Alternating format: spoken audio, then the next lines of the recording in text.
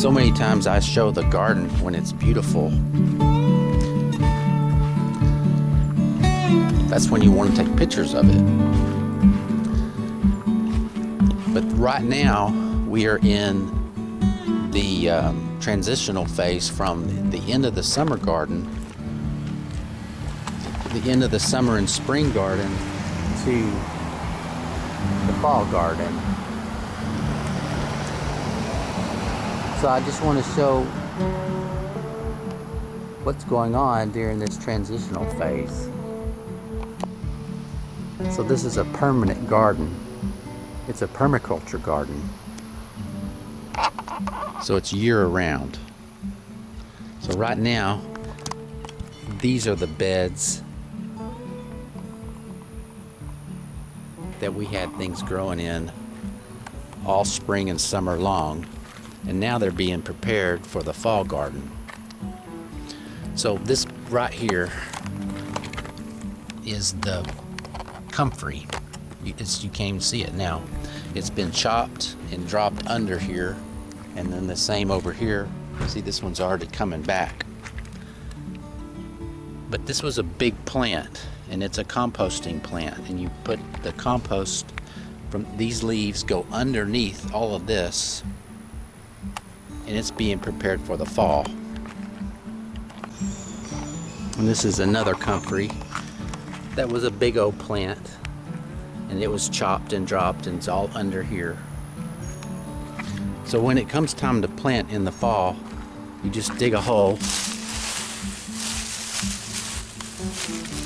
and then I'll plant directly in here. And this acts like a mulch layer, and it keeps the soil moist, and then it also reduces the weed growth.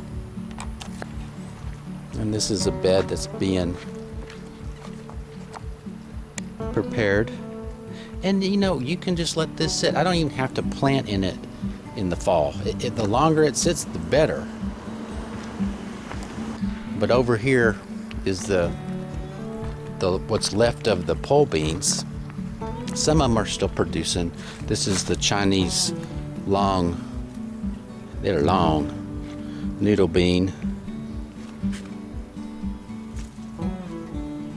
But they're spent. They're not producing anymore, except just a little bit. But I leave them, and then down below I have more that I planted. These are the purple potted pole beans, and see, they're already coming up. And I just leave the old growth, and they'll have something to climb on for the fall garden. This bed here has been prepared and planted with, let's see, it's a red Russian kale. A bunch of the seeds were saved from the kale that grew here in the spring. And then I just put a little dusting of the seeds in here. And then over here is the soil that's being made by the worms. It's just wonderful soil. You can see the worm castings right there, the little beads. Well, you just take it and you sift out, you know, the big matter, and you just get a little bucket of it. And then after I put the seeds in here, sprinkled, then I just sprinkle that on top. And I didn't even water it at first. I was just letting nature take its course, and when those seeds felt ready, they will germinate on their own. I'm kind of trying it that way, trying not to control it. But then right after I planted all that, we got amazing rain. This has been the mildest summer we've ever had that I know of. But we got a really good drench of 3 inches one day, and then about 24 hours later we got 2 inches. So anyway, that's what that is. This is the Kajari melon that's still definitely growing. It has some little melons. I don't know, that one doesn't look too good. It produced one little bitty melon. It was pretty tasty, and then it's producing this big old thing, and they're not supposed to get like this, I don't think. It's huge. They're supposed to be about softball size from what I understand, but anyway, that's the Kajari melon. Tabasco peppers everywhere. Peppers are still doing great. They're like just now starting to take off. There's some pepper plants in there and another Tabasco over here. And then over here is where we're getting ready for the plants for the fall garden. There's mustard greens and kale, Chinese cabbage, 2 kinds of pak choy, and I left it out and it rained, and they got 3 inches of this torrential rain on them. But I think they're gonna be all right. I'm really surprised they're still extremely waterlogged. If they can dry out a little bit, they'll be fine, I think. But as a backup, I went ahead and did another kale, and I need to do some more. But well, I was going to do some more, but I think these are doing okay. And out front, I've already taken out a bunch of the tomato plants and of course the zucchini about 6 weeks ago. But this was full of okra and zucchini and tomato plants.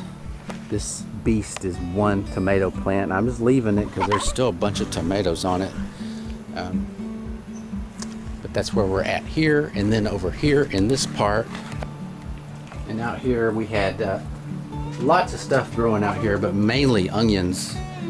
But all that's been taken out, and these beds have been prepared again. And again, I can just come in when it's time and dig a hole and plant down in there. And see, the worms, they come in again and they do it. They prepare the soil for you.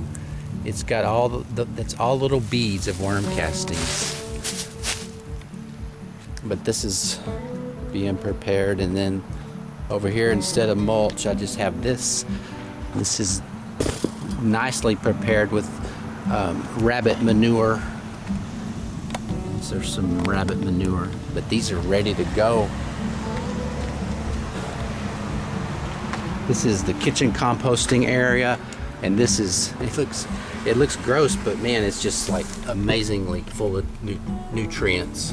But I've learned not to turn this and just keep adding it to the top, and it's amazing how fast it gets decomposed.